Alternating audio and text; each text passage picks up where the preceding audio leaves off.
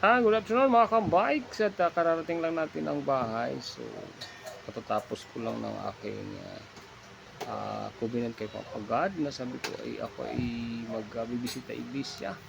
So, yun nga mga kabikes, naikot natin yung 10 na 10 church. Manila to Makati, Pasay. So, ngayon, papakita ko na sa inyo yung kung saan ako mga church pumunta. Okay, aking mga subscribers dyan na mahilig manood ng aking videos, baka pwede naman yung mga hindi pa nakapag-subscribe sa aking account o YouTube channel, Kabikes Biker Balon Decorator, subscribe sa my channel mga kabikes, so, at para updated sa aking panibagong videos lagi, pindutin lagi ang aking sinasabi dyan, yung aking bell icon para updated sa aking panibagong videos. Share and like dan sa aking mga videos. Okay, thank you very much and God bless muna. Tara, panoorin natin uli. Let's go mga kabikes! Tara! Mga kabikes, yung Taguig na tayo. Tapos na tayo sa Forbes charts. So, isa na lang yung ating dadaanan, yung Santo Niño Church in Taguig. Taguig sa aming church na yung pinakabast. Okay, go na tayo.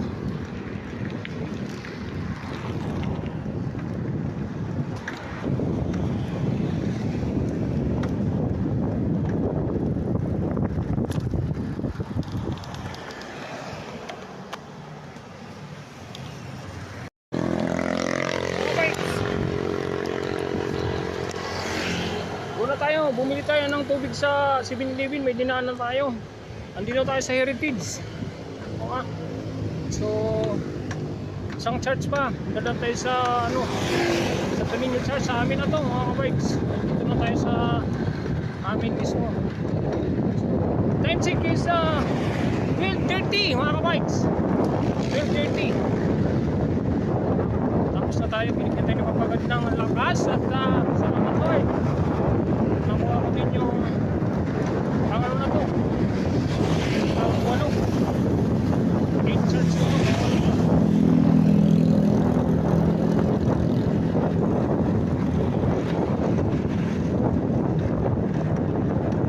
Grabe init mga kabikes. Kita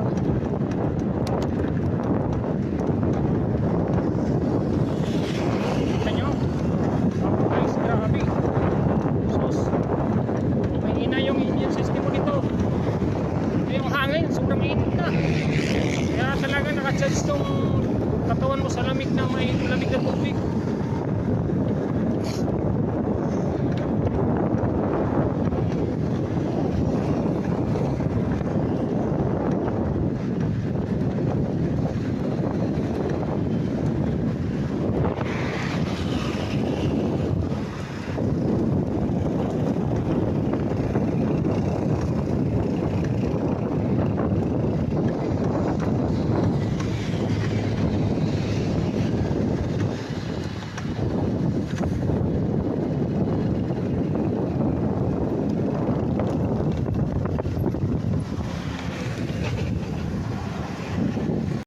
Mga kabikes, dito na tayo sa Santo Niño Church. Pasok tayo.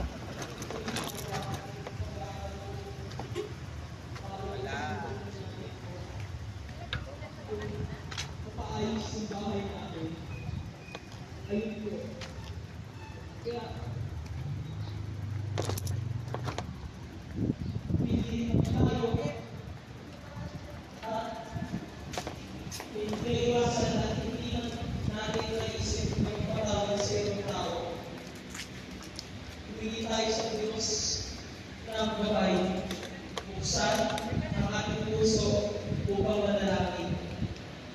Kaya po, Panginoon, Ama, sa kanila ng hirap ng pagpapatawad sa amin at sa aming kapwa. Mga kabikes, Buksan mo ang aming isipan. Bumabati tayo sa church. Buksan mo ang aming Santo Niño Church, may mass na.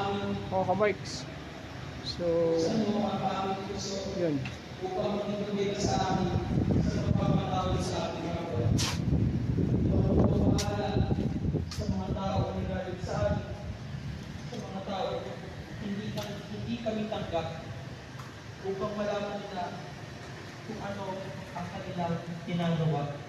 Okay mga ka-whites, pangwalong charge natin ito. At salamat Lord at ginabayan mo ako sa aking promise sa inyo na ako'y laging magbibisita pagdating ng Friday.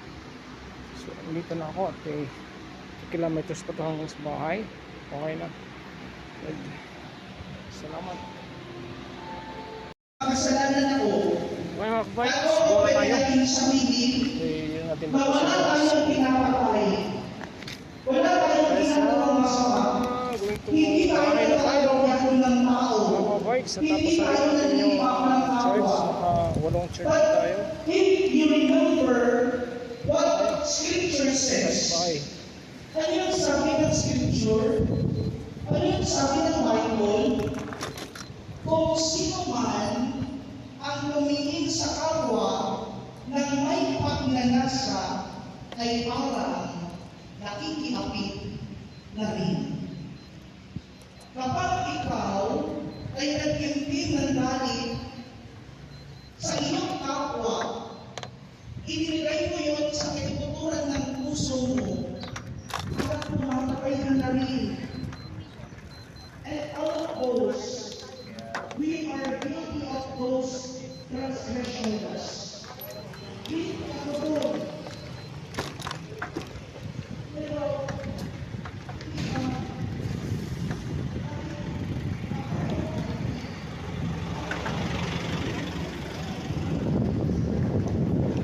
Okay. Talagang mainit na mga ka-bikes. Pero ito, kung susunod na taon ay matuloy tayo pumunta ng Bicol, sasama na tayo. Pwede na to kasi 1 year pa tayo mag-practice ng bike. So, tuloy, hindi na kailangan ng practice eh.